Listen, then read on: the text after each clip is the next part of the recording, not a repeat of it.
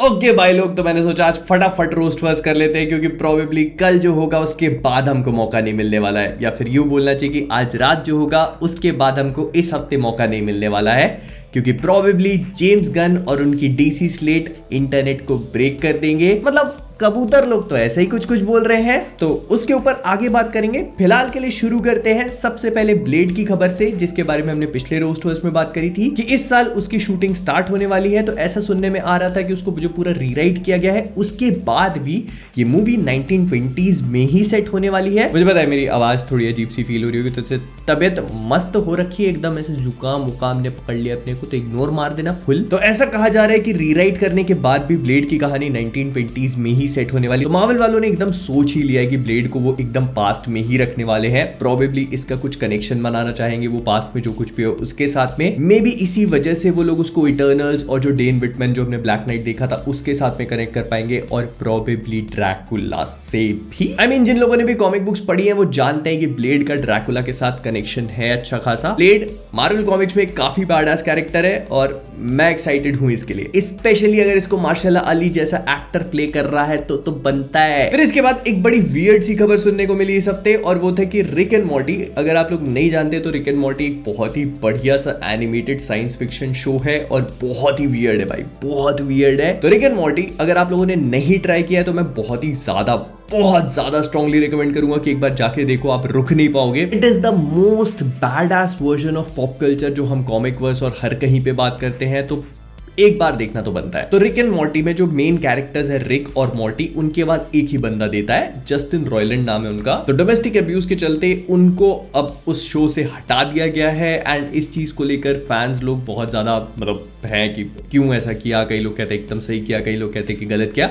तो फैंस लोग डिवाइडेड है, लेकिन शो कंटिन्यू रहेगा क्योंकि एडल्ट स्विम जो इस पूरी चीज को एयर करता है उनका कॉन्ट्रैक्ट है 10 सीजन्स तक, तो ये शो चलता रहेगा। अब वो लोग इसको रिकास्ट करेंगे, और रिक एंड मॉर्टी दोनों के पास बहुत लेजेंडरी है, तो अब इस रोल को कौन प्ले कर पाता है उतना एफिशिएंटली, तो वो चीज देखनी पड़ेगी भाई। बहुत बड़े legendary shoes to fill in है, तो देखना पड़ेगा। फिर इसके बाद इनविंसिबल, जिसका भी अभी एक टीजर आया सीजन 2 को लेकर, इन्होंने हमारा बहुत ही गंदा वाला चुकंदर काटा, तो उसका एक टीजर आया। लेकिन इसके अलावा ये भी सुनने में आ रहा है कि इनविंसिबल 2 की एक लाइव एक्शन मूवी पे काम चल रहा है, तो उसको लेकर कुछ खबर आई थी, फिर उसके बाद तो खबर दब गई। लेकिन अब ये भी सुनने में आ रहा है कि नहीं, मूवी पे काम चल रहा है, तो मूवी हमको देखने को मिल जाएगी।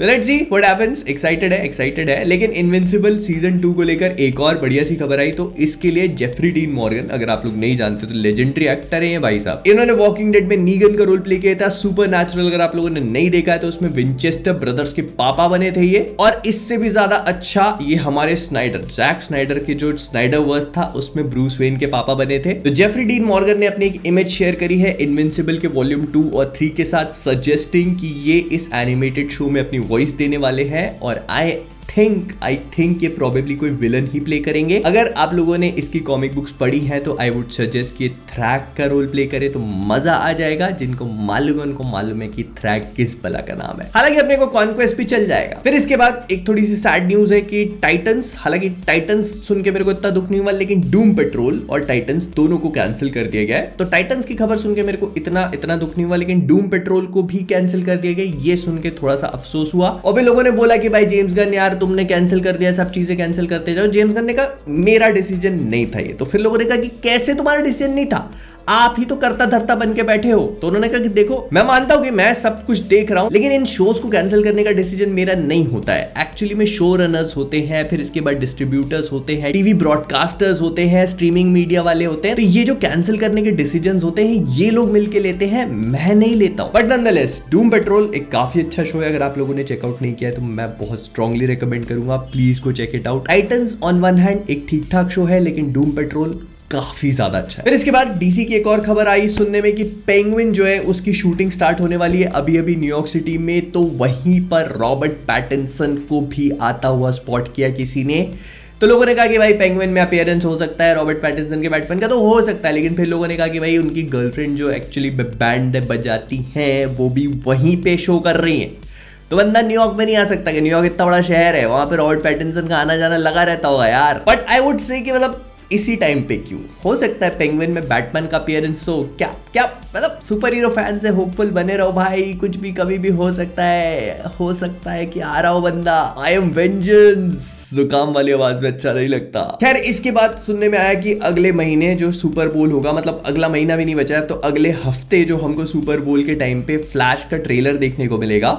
वो ऐसा सुनने में आ रहा है कि 2 मिनट 25 से 30 सेकंड लगभग, मतलब 2.5 मिनट के आसपास का ट्रेलर होगा। तो उसके लिए मतलब मैं एक्साइटेड हूँ थोड़ा सा फ्लैश मूवी को लेकर। हालांकि एजरा भाई अपने खतरनाक आदमी है, लेकिन फिर भी अपन ट्रेलर को लेकर एक्साइटेड है, क्योंकि फ्लैश मूवी में हमको 2 बैटमैन देखने को मिलने वाले हैं। और उसके ऊपर से ना फ्लैश की मूवी में टाइम ट्रैवल मल्टीवर्स वाला कंसेप्ट होता है, तो थोड़ा सा फैसिनेटिंग है। और लोगों ने भी बोला है कि इनिशियल रिस्पॉन्स, इसके रिव्यूज अच्छे हैं।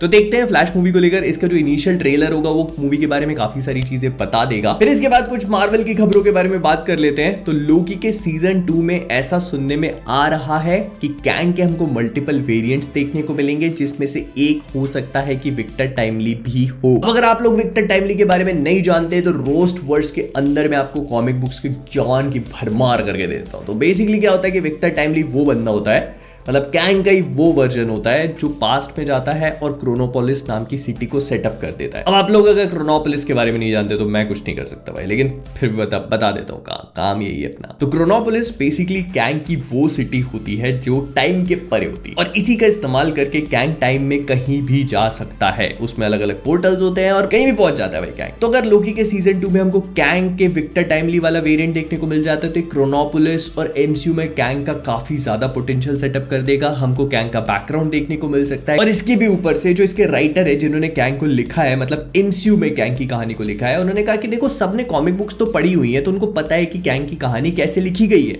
तो इसी वजह से हमने कैंग का फाउंडेशन सेम रखा है, लेकिन उसकी बैक स्टोरी को और उसकी जो मेन कहानी है एमसीयू में, उसके ऊपर एक छोटा सा ट्विस्ट फेंक के मारा है, जिस वजह से जो कॉमिक बुक फैंस हैं, जो नॉर्मल फैंस हैं, जिनको कैंग की कहानी के बारे में पता है, उनको भी कुछ नया देखने को मिले। तो मतलब कुछ हो ना हो, हमको एंटमैन क्वांटमेनिया में भी कैंग के बारे में कुछ नया देखने को मिलेगा। और लोकी के सीजन 2 में तो भाई मजे होंगे ही होंगे। लेकिन इसके बाद बात करते हैं जेम्स गन और डीसी की स्लेट के बारे में। तो जेम्स गन ने पिछले महीने कहा कि हम जनवरी की स्टार्टिंग में डीसी की स्लेट का एक छोटा सा पार्ट अनाउंस करेंगे, जो उनका 10 ईयर लॉन्ग प्लान है, उसका एक छोटा सा पार्ट हमको 2023 की जनवरी की स्टार्टिंग में देखने को मिल जाएगा। लेकिन पूरा जनवरी निकल गया, इस बंदे ने कुछ नहीं बोला भाई। और 31 जनवरी को 31 जनवरी लिटरली 31 ऑफ जनवरी को ये बंदा रिवील करेगा। लेकिन इसको लेकर भी इन्होंने कुछ प्रोटोकॉल सेट करे। बेसिकली इन्होंने किया क्या कि दुनिया जमाने को बताने से पहले एक छोटी सी प्रेस ब्रीफिंग रखी, जिसमें उन्होंने प्रेस को बताया। ऑब्वियसली उन लोगों को एम्बार्गो रखा गया है, तो वो लोग दुनिया को लीक वीक नहीं कर सकते,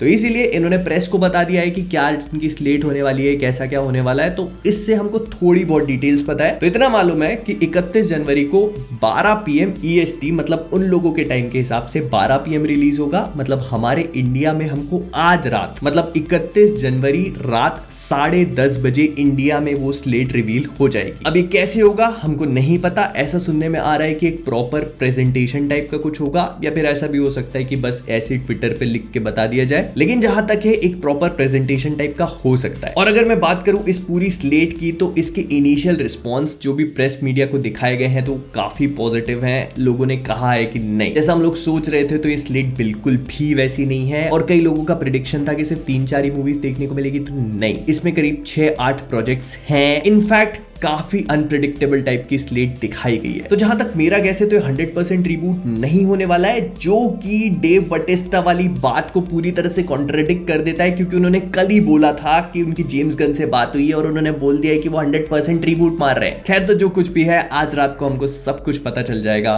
और मैं आप लोगों से मिलूंगा ऑन दी अदर साइड कल सुबह। तो विद दैट बीइंग सेड, हम लोग इस वीडियो को यहीं पे रैप अप करेंगे। अगर आपको वीडियो पसंद आया तो प्लीज इसको लाइक कर देना, शेयर कर देना। अगर कॉमिक वर्स पे नए हो तो सब्सक्राइब करना मत भूलना। जाने से पहले कॉमिक वर्स से मैं हूं मोहित, आप सभी लोग एज ऑलवेज कीपिंग ऑसम। और हाँ, मुझे कमेंट्स में बताना कि आपको क्या लगता है, जेम्स गन क्या कुछ करेंगे डीसी की स्लेट में, अपने ओपिनियंस देना मत भूलना।